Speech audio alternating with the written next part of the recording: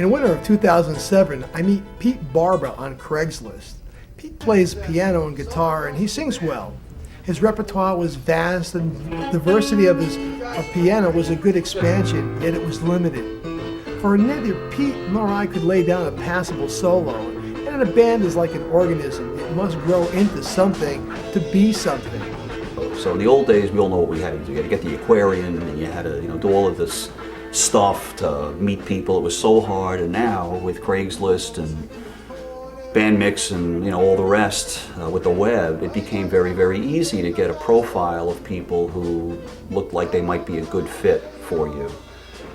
And wonder of wonders, of all the knuckleheads and jerks I met on Craigslist, the first guy I met was Al, who was a pretty darn good fit for what I thought I wanted to do at the time. I had no idea I'd wind up playing in rock bands and Al would be in an acoustic trio. If anything, it seemed like the opposite was going to happen, but all I wanted to do was kind of get together with somebody, make some harmony, play Beatle and Neil Young, and Al was great for that. He knew everything I knew and more than that. He was a consummate musician and artist and knew all of the nuances that I thought only I knew. Now remember, breathe X number of times on this line of that Beatles song. No, Pete, you stand corrected. I think it's X+1. So it was very cool to work through Craigslist, and after a while you get to know what are the warning signs and who to avoid and run away from, and who to call up and take a chance with. Pete found Ron Sanilla, a drummer who sang in a barbershop quartet and was branching out playing the bass guitar. We were giving it the old college try, but by the spring I injured my knee while shooting a video that forced me to reevaluate what was happening to me physically, and that maybe the whole lot of love days were behind me. And if a project looked like it really wasn't going to happen, I had to look for something that had more instantaneous success. I introduced Pete and Ron to Paul Morrow, and in the end, they all wind up playing with Shane. Am I the egg that keeps this really good rock and roll cake together or what? After the summer of 2007, the Slack Daddies, not to be confused with the Smoke Daddies, answered an ad in The Mode, the internet want ads for musicians. They were looking for somebody. The Slack Daddies had already started. It was a rock and rhythm and blues band. It was based in Zuckerberg's warehouse in Saddlebrook by Peter Ennis, who was just this guy who was just horny to play the drums. And he pulled together some guys he met at B.B. King's in New York, and they were at the bar and they started talking, saw that they were all living together, and they decided to put the band together. They had a bass player before me, but it didn't work out, so I answered the ad and I was in. It's actually named after the original bass player, who we used to call Slacks. Back in the early 80s, he was the only guy who wore these really nice polyester nylon slacks to work every day, where the rest of us were in jeans. So we called him Slacks. And he's the guy who actually put the original lineup together. And we became known as the Slack Daddies, based on him and his nickname Slacks. Nothing to do with being a slacker. However, we took advantage of the word slack, and the first logo we designed, we wanted it to look like we were slackers. So between the word slack and the word daddies is a guy laying on a hammock with a guitar leaning against him, smoking a joint. Complete slacker. We went through a series of singers, and then you came along, and I have to admit, you just blew us away. I mean, it was like we were playing on a volume of 3 on a scale of 10, and when you came in, it got amped up to 6 or 7. And then you walked in. The first day you walked in, you were carrying your guitar in one hand and your red and white striped microphone stand, your candy cane microphone stand, and the other's like, oh, this guy looks serious. And then the way you attacked, you owned the mic, you stood up. You reminded me initially of a tall Mike Tyler from Aerosmith. I mean, you really were rocking. Well, as I recall, it was Peter Ennis's Christmas party. Peter is in the advertising business, a very successful entrepreneur, and his warehouse is an interesting place to play. It's kind of isolated. It was huge, and in a corner it had a bathroom and a kitchen and a pretty well-stocked bar, as I recall, and you could have a real good party. You could have a real good practice, let me tell you. But in any event, that night, I think there were probably, about 40 or 50 guests. It was well attended, and we played out. I think, as I recall, I played 2 sets, and yeah, there was some fellow that decided he had to leave, and then just as he was going out of the door, he collapsed. He was unconscious, and for a moment there, didn't have a pulse, and he was unconscious for a while. I brought him around. He did a few rescue breaths and pumped on his chest like 1 or 2 times, and he woke right up.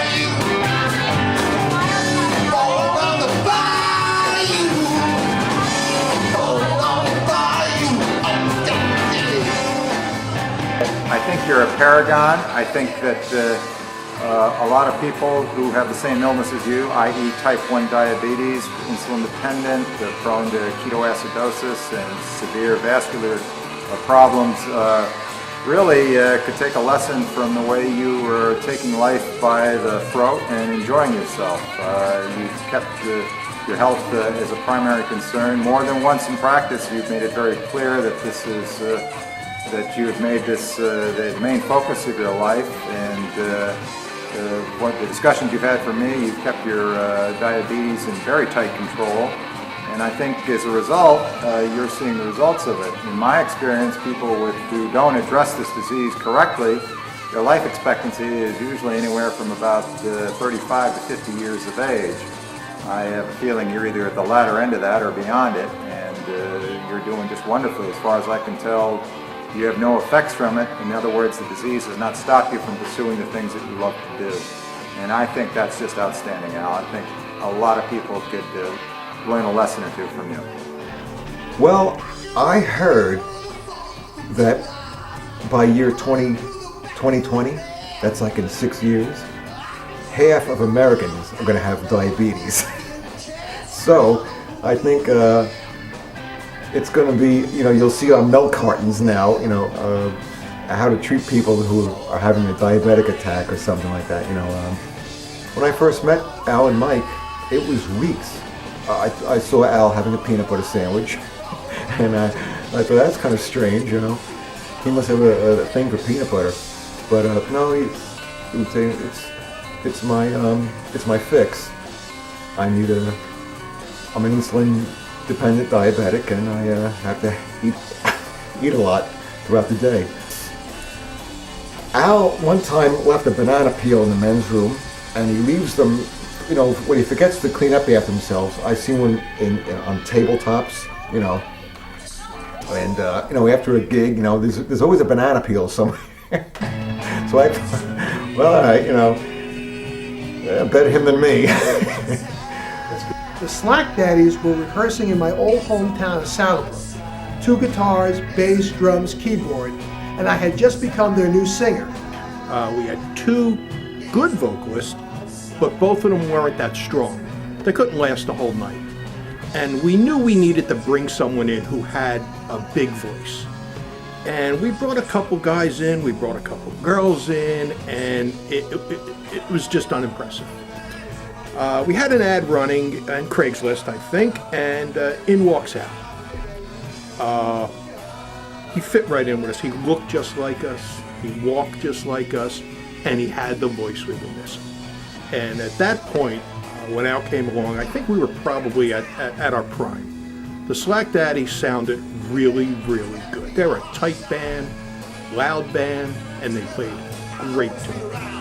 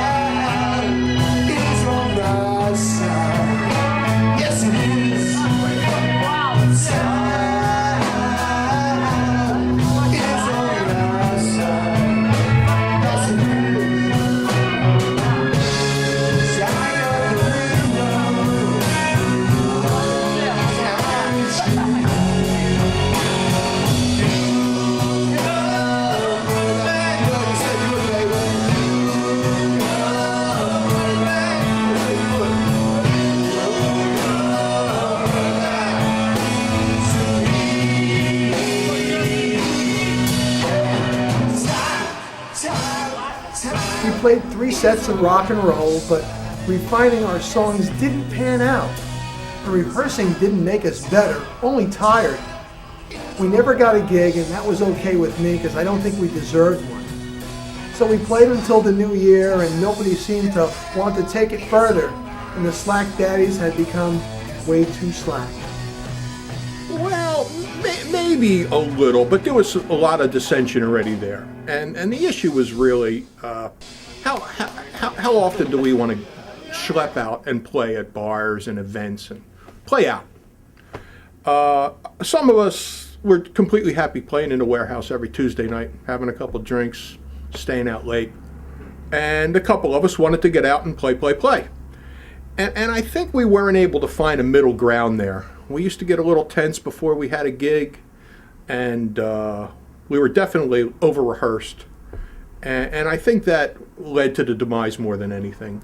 You know, like any band, when you're playing and it sounds great, you're all best buddies, you hit a few bad notes and suddenly, you know, you're at each other's throat. And that was pretty much the case with the end of the Slack Daddies.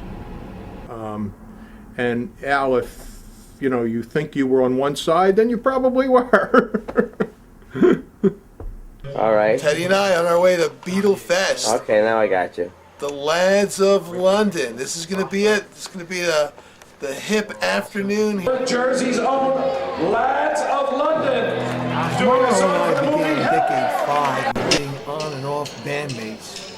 I come across an ad for a Beatles jam from a guy named Dr. Ken Langley. Ken had assembled a cadre of Beatle players who met irregularly to have an Abbey Road rooftop moment. Chris Breedveld and Paul Morrow joined in, and with this new addition to the family, Barry Gretz.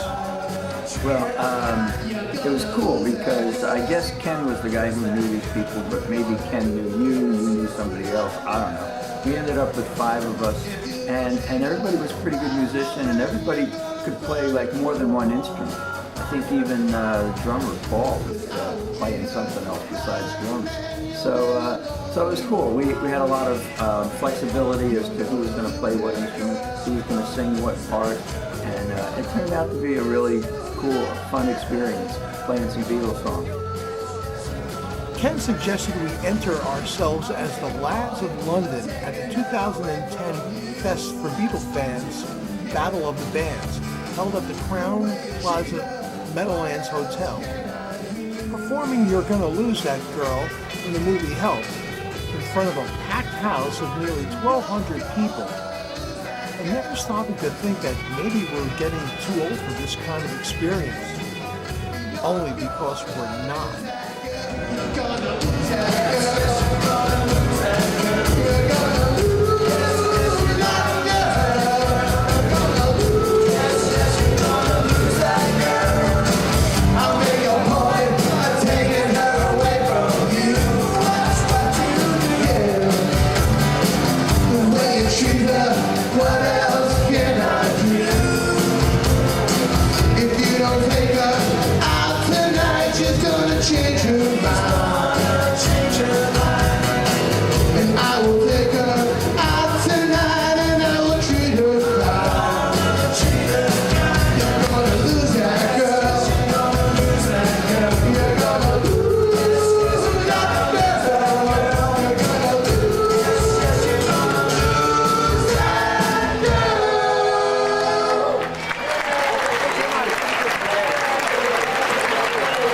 Thank you, guys. Lads of London. Give it up for them. Take a bow, fellas. That was great.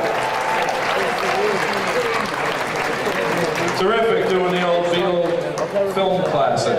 I thought when he came out with the drums like that, we were going to get a rock band game going. No? I was nervous. I was excited on the one hand. We were spread pretty far apart. It wasn't like being in the basement. You know, I couldn't see your faces. So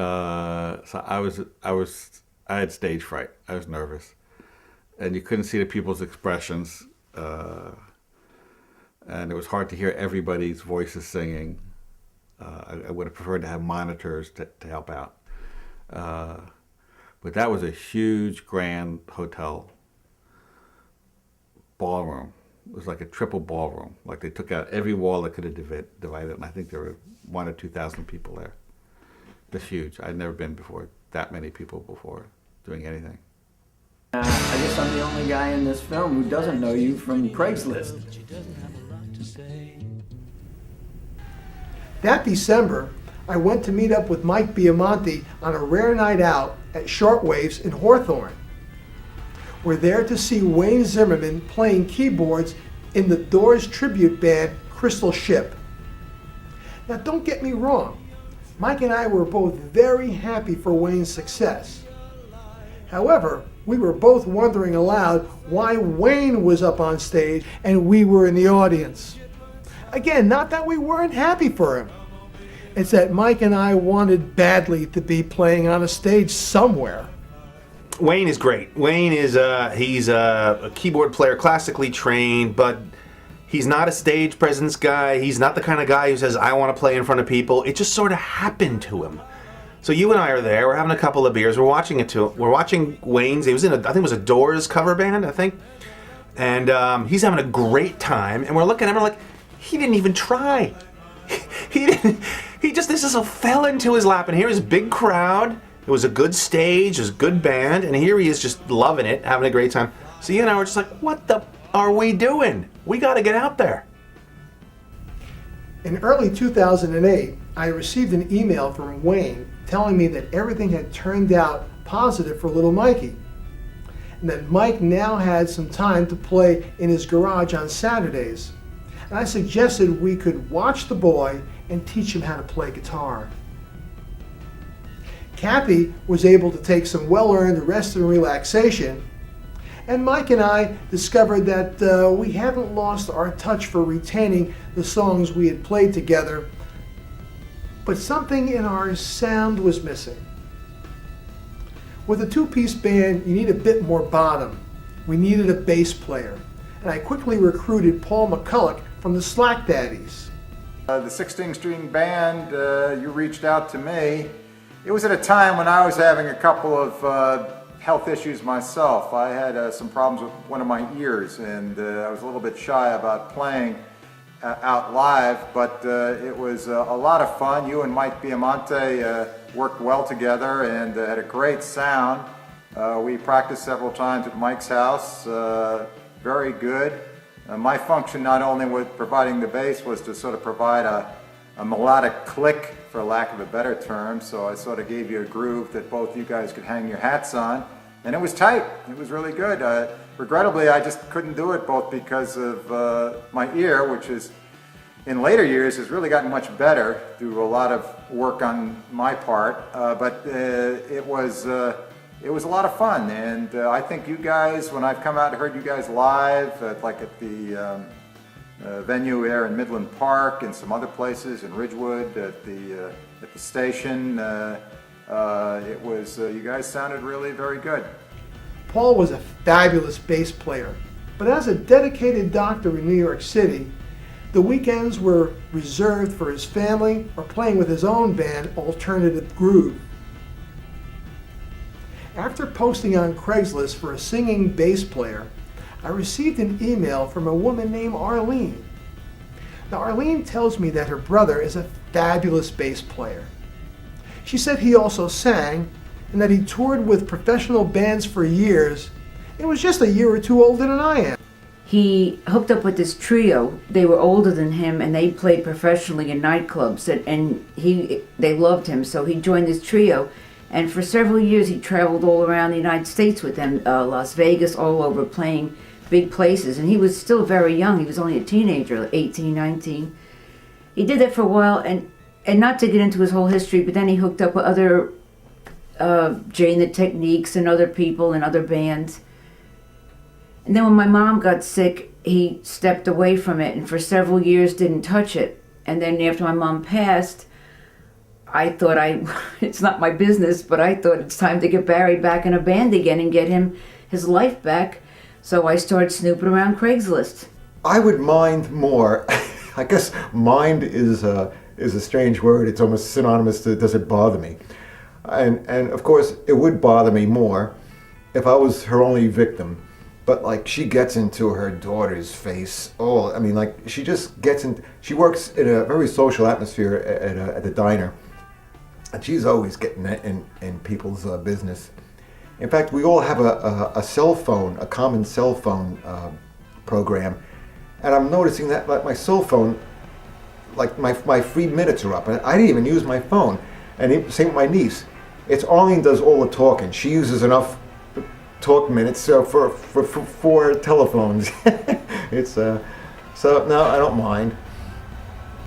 Arlene told me that her brother Barry didn't have a computer and I would have to call him on the telephone. I told her I would.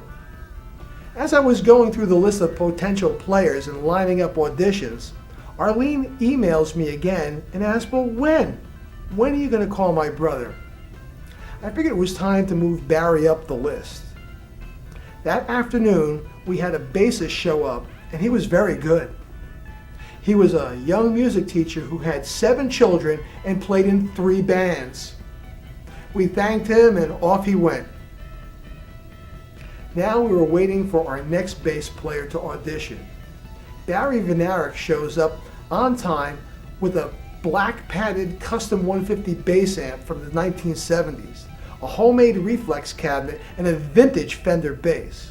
From the word go, Barry would seldom miss a beat, and by the end of the audition, I could feel that this guy, who could pass for someone you may have seen at a free concert in Central Park in 1973, would now be playing bass in our band. You know, so with two acoustic guitars, you got a lot of percussion. You don't necessarily have a lot of bottom end unless somebody's really focused on it. But so we were looking for some bass players. Had a string Ken guy that I think you knew him from the past. A couple of guys that responded to the ad, and then Barry comes along. And Barry's this sort of totally hippie-looking guy with his long hair. And he comes in and then you realize he's not really a hippie. He's kind of a geek, actually. Because he's really quiet and not extremely outgoing. But he picks up the bass, and all of a sudden he's just like, he's all over the place. He knows like every scale, every chord. He's playing all these ridiculous inversions. And we're like, wow, this guy really knows his stuff. And I don't know about you, but I was a little surprised he came back the second time. I'm like, this guy's really good. Like, he really wants to play with us. That's great.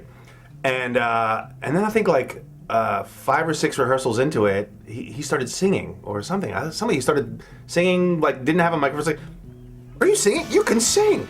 All of a sudden, we give him a microphone, and all of a sudden he's singing. Now all of a sudden it's like 3-part harmony. It's like, you know, these bass lines going up and down. It really sounded great.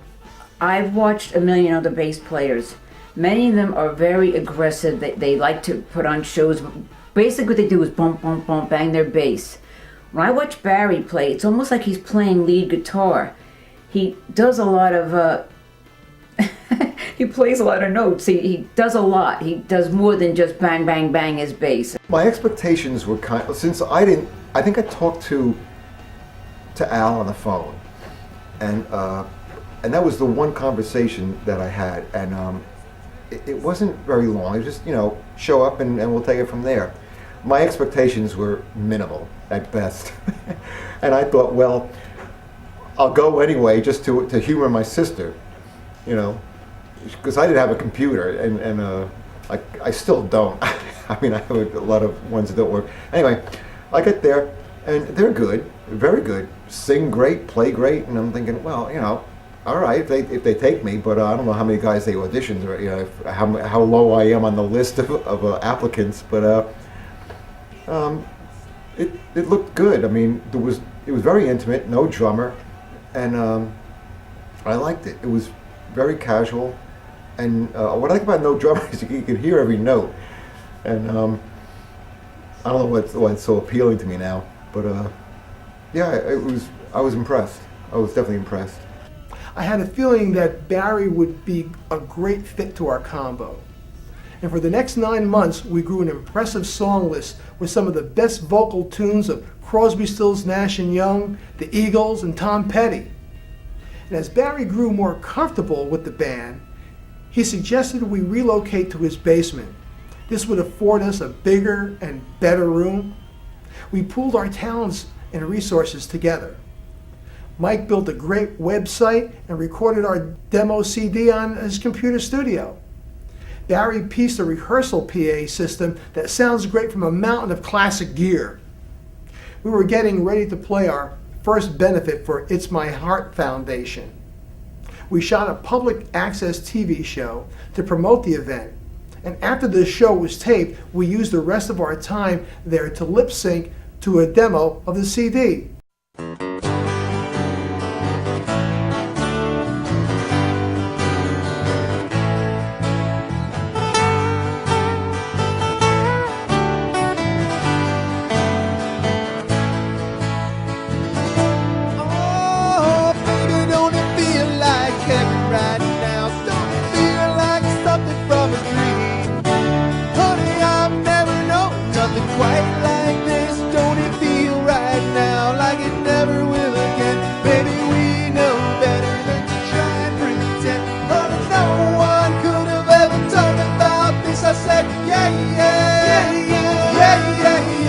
The waiting is the hardest part.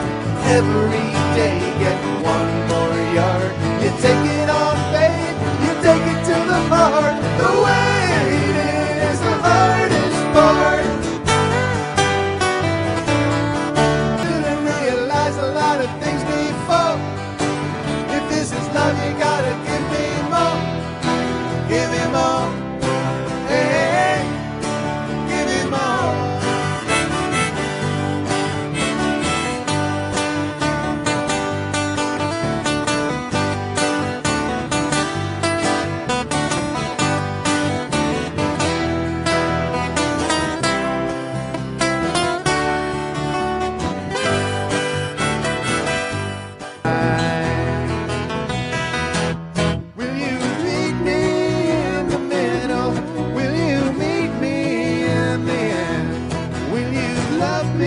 Just a little, just enough to show you care.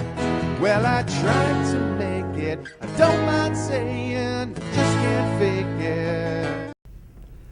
Now it was time to find some gigs to play. We fanned out our promo packs, and on February 22nd, 2009, we played the Jersey Boys as our debut as the 16-string band.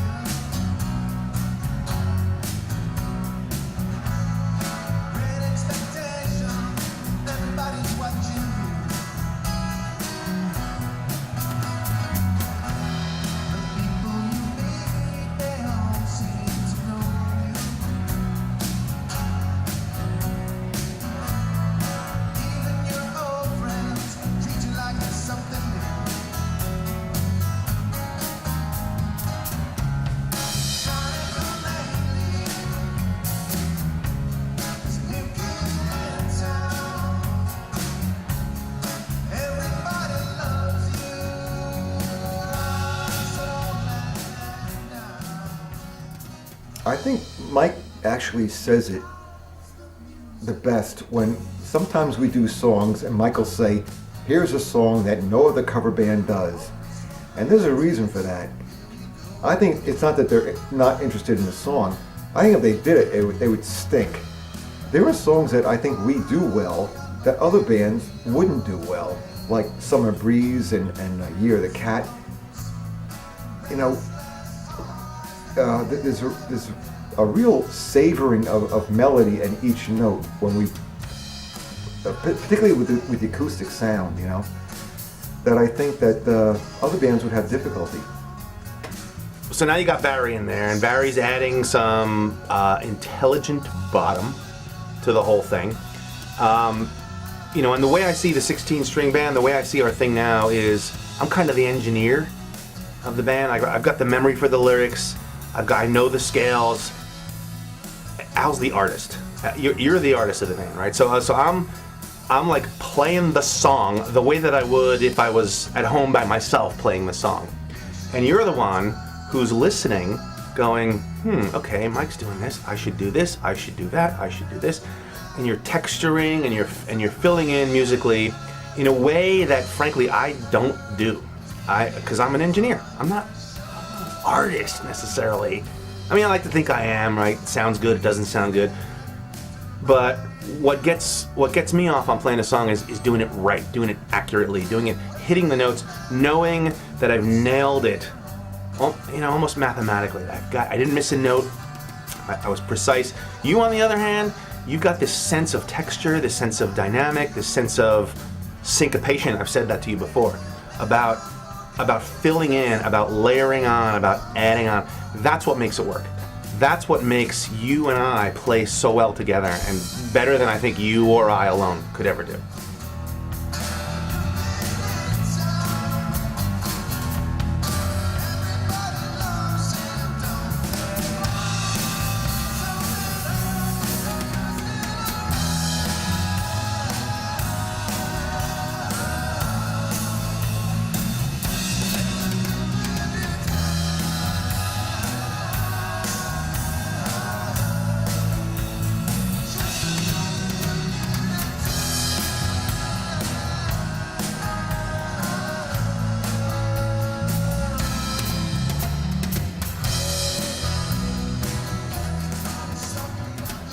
You know, the 16-string band always impresses me, you know, like you can tell they put work into it, and, you know, they really get the harmonies right, with the exception of a couple chords in that Kinks song, Picture Book.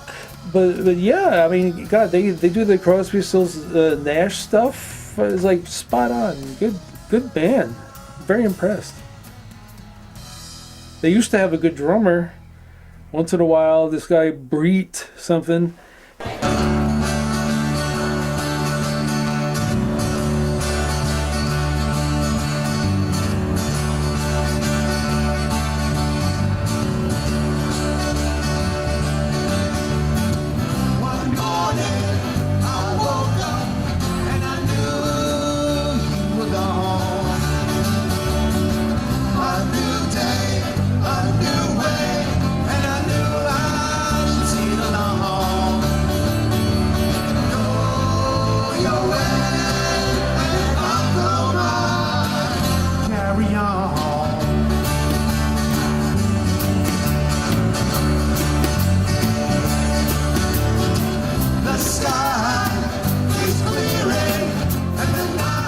The thing that I really love about the 16-string band is that the focus is not so much on the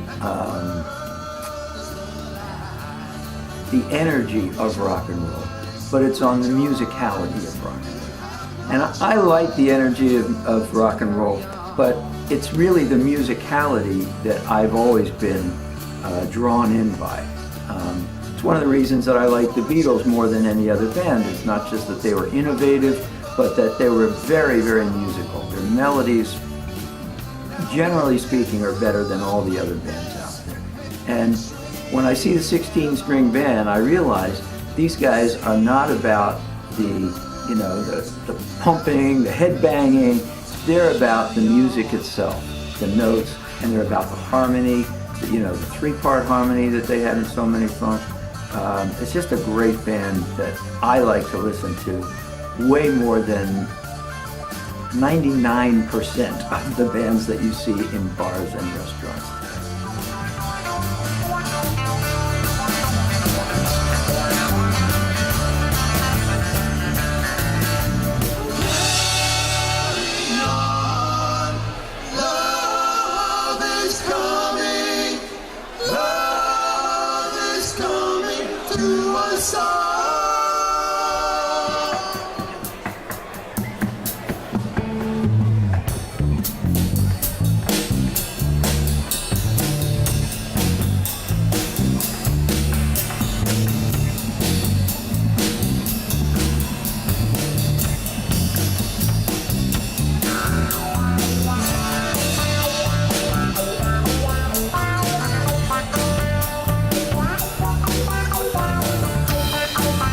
Well, by default, becoming the booking agent isn't what I intended to do. I was just gonna step back. Barry was in a band now. I was just gonna watch, and I did. But sometimes when things don't move as quickly as I think I could help them move, I step in, and I know I shouldn't do this all the time, but I know people who know people, and I'm not lazy, and I just I just wanted to get them more jobs because I thought they were fabulous and I thought I could help, so I just started calling people, and you know, it was hard at first because there are a lot more bands out there than there are restaurants and bars that want to hire them. So it was slow getting started, but once I got them in the door, they were always asked back. So it made it easy. Once I got them in, they were always asked back, and it just snowballed after that. The Al that I know is just this upbeat, offbeat guy who has a tangential way of looking at the universe, both with his mind at several levels of consciousness simultaneously and his heart.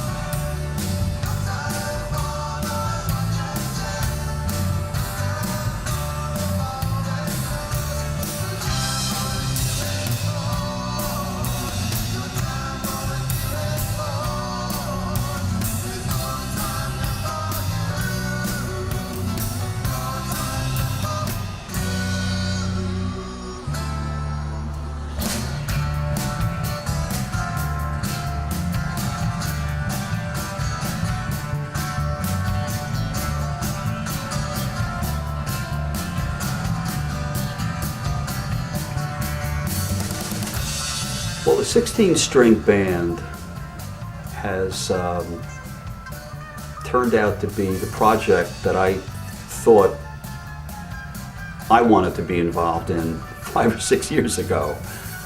A really good, solid sounding, professional acoustic trio with all of the elements in place. They have a superb bass player in Barry who plays bass almost as a lead instrument. A great lead guitar player in Mike. The guy, even though he's sitting next to me, I'd say it if he wasn't here, we both know that real men play rhythm guitar, and the only two rhythm guitarists I put above me are John Lennon and Al DiGiacomo. Just, he's so careful, like when to upstrum or downstrum, and just let it ring and let it hang. I mean, a maestro, and it's, you know, it's rare that you find three people who fit together as perfectly as these guys do. Playing out on a regular basis may have lost a tad of its luster, but it has turned out to be the longest and strongest musical unit I've ever played with, and don't think the gods of the guitar universe will grant me another solid like this gig ever again.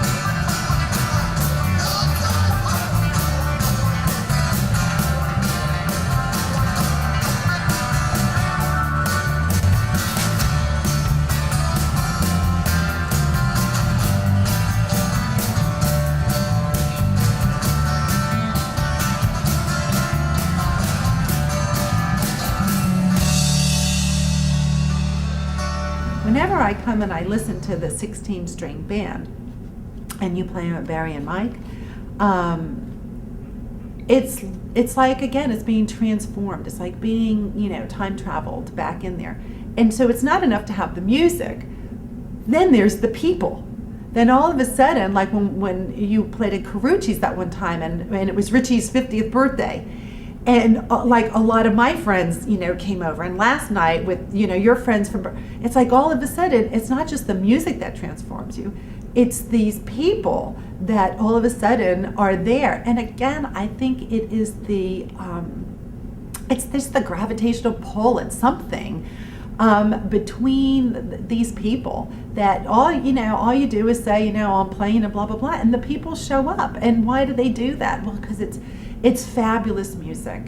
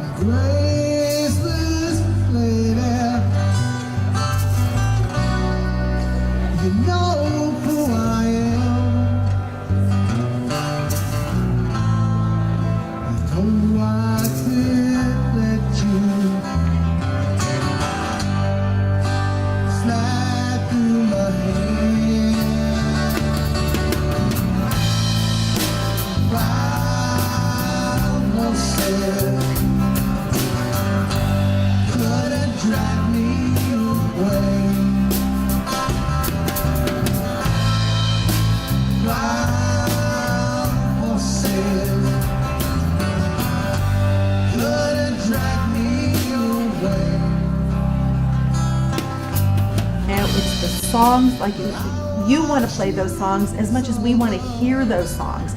And those two things together, I mean, it would be one thing if you guys just wanted to play, you know, that sort of folk rock, not overly rock stuff, but people have to want to hear it. You know, you can't want to play this stuff and have everybody be like, oh, that stuff sucks. So you're playing the stuff that we want to hear.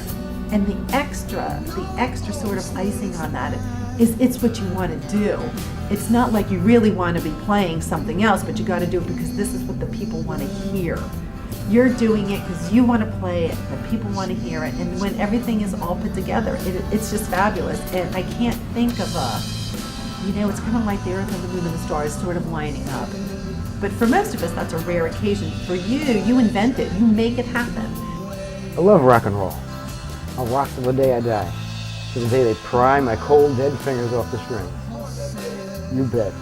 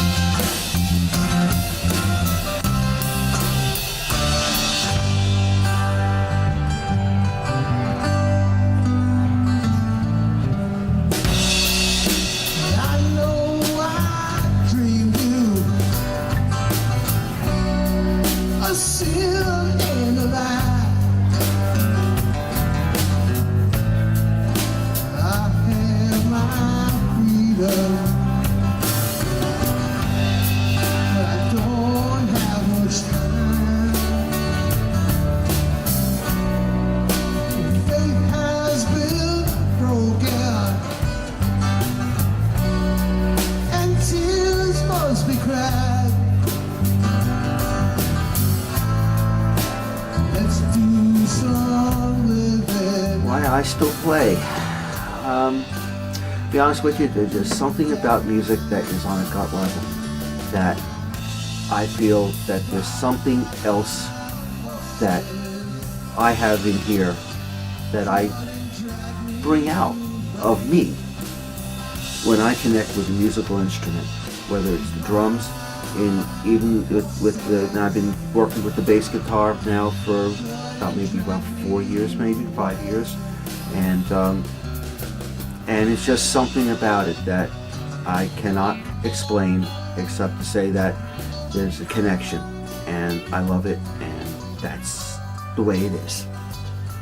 Because the show must go on. Music just brings everybody together. It's a universal experience. It's a way of connecting and being with people. The way if you play baseball or football, you've got that kind of team spirit. But if you don't play sports, it's a great alternative. But it's more than that because it's spontaneous, it's creative, it's not competitive, you're not knocking people over, you're having fun with each other, and you're expressing your feelings about all the different things you're going through in life. And if you're a teenager, it's about falling in love and breaking up. Well, it wasn't the money. I guess it was, people get drawn to playing sports. People get drawn to a lot of things. Cars. And something, if you're thinking everything else, you play music. When in doubt, get an instrument and play music.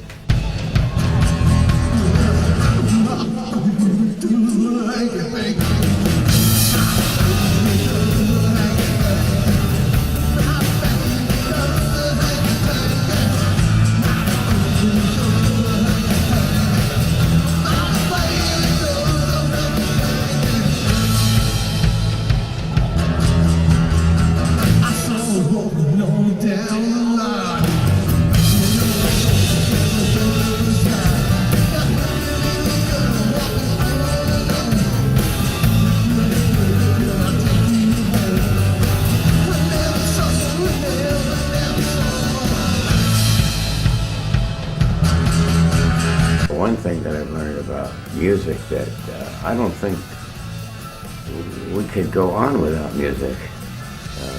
People are always singing or putting the radio on, listening to music. If you watch a movie, you hear music in the background. If you didn't have that, I think it would be just dull. It would be very dull to watch a movie without music or not hear music at all. I think music has a big part of our life. I think it keeps us all going. And it keeps me going at my age now too. Les Paul lived to be 95, I think he was. He'd be 99 this year, 96, somewhere around there. And he kept performing right to the end. And they usually all do, all the performers. And it's very important to keep the music going. I would love to be able to capture this sort of scene that we have, right? This sort of North Jersey cover band, middle-aged guy kind of, older music sort of scene. I go, well, why do we do this, right? Why do we do this? What keeps us going? It's about a love of the music. It's about a love of playing. It's about a desire to to be with our friends. It's about friendship. How do you? I would love to be able to capture that in a song, and I'm not really entirely sure how to do that, other than to name everybody, which is a little bit of a cheap way out. But I'm sure I'll figure it out. When things are going good for you, beware, because the shit is coming right around the corner. Peter Giordano once said to me, "You know you're a real musician if you're booked to play on New Year's Eve." And after 3 full years of gigging, we were ready to play our second New Year's Eve at Victor's. When all the years I smoked too many cigarettes, stayed up late all night long, drank too many beers, and ate sandwiches on white bread, and come home to say hello. I had a heart attack in December of 2010, just 4 days before the gig. I was rushed by ambulance in a statewide snow emergency into a coronary operatory where I am cared for most compassionately and competently. I will never forget the expression on my doctor's face as he gave me the good news that things weren't that bad. And that's when I asked him if I would be well enough to play with Mike and Barry for New Year's Eve. He kind of rolled his eyes to Elizabeth like, "Is this guy for real?" Elle later said that she knew I would sink into a deep depression if I couldn't meet this show must go on thing that I had. Indeed, I launched 2011 with a new outlook. Now I'm an exercising semi-vegetarian rocker who uses Hotel California to gauge his strength and stamina. I have rare moments where lyrics still come to me, and who knows, maybe that one song that might change the world can still be lurking inside me, waiting to break free. In this regard, I've become a 6-string version of Don Quixote, searching, always searching. You know, during a phone call 5 years ago when Paul Morrow suggested making this movie, I had no idea where things would lead or just how things would end. So here we are, almost ready to roll credits, and what have I learned? Well, I really love doing what I do. And I've resigned myself to the fact that I travel this road of rock and roll, and it keeps me young. It keeps my spirit alive, and it keeps my mind on creating things. Long live rock. I mean, looking back, this life is sweet. I'm looking forward to those I've yet to meet. Ending this chapter, searching for the meaning of a song because, after all, we're all singing and everybody's welcome to come along. Hey, okay, I know, I know it's late, but wait, I haven't told you about Doug Cox yet.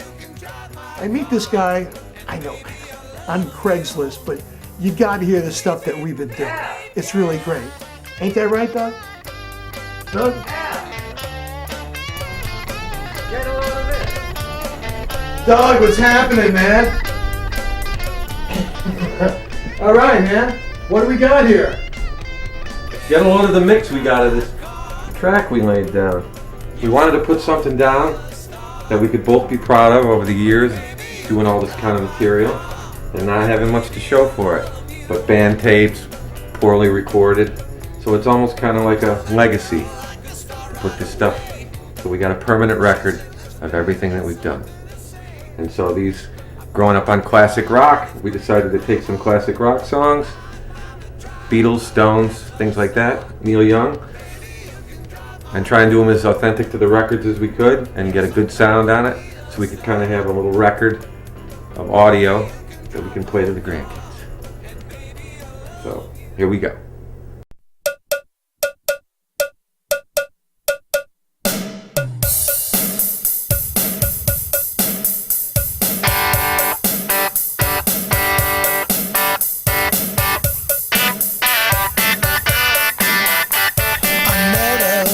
So Barrow Queen in Memphis. She tried to take me upstairs for a ride.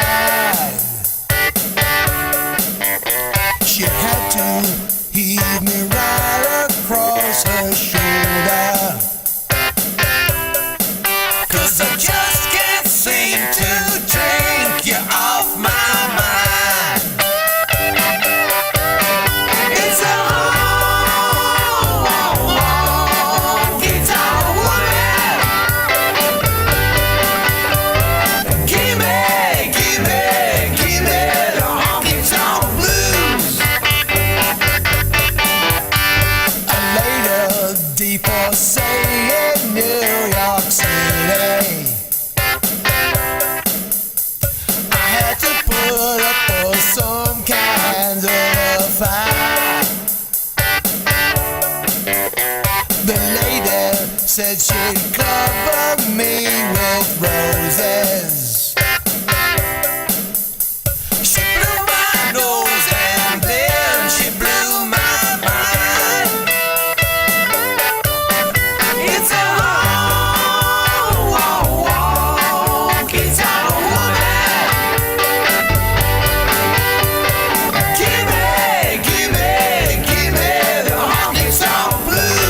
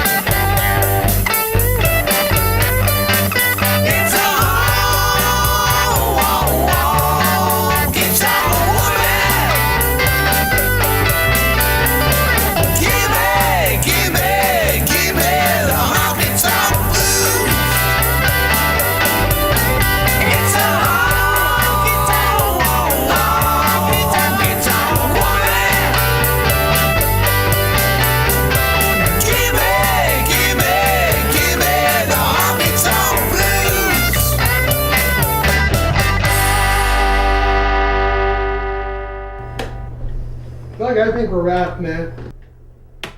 So that's it, Al.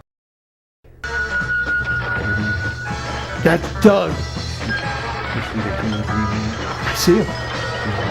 I see him. You see him? I see him too.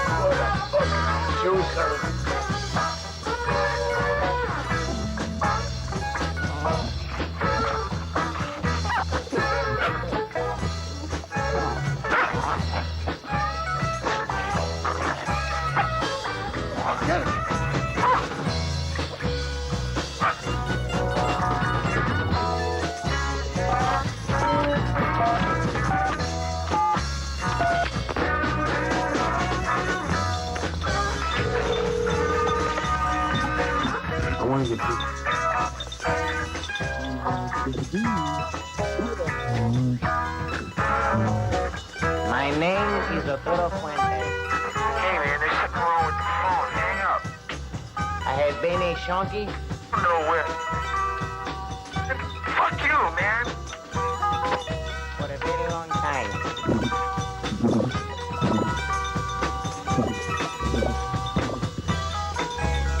The people at the Pino House, they say they cure me. They take me off the shooting marijuana and the smoking the beer. And they put me on a very good methadone program. And now I'm hooked on the meth.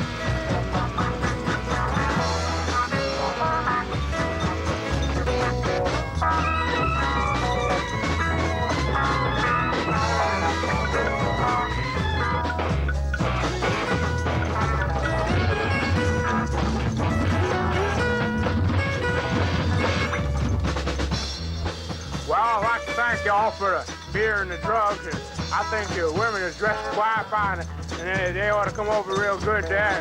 They're all just fine. What you gotta do is send us one or two of them down there from where we come from, and just the postcards, you know. But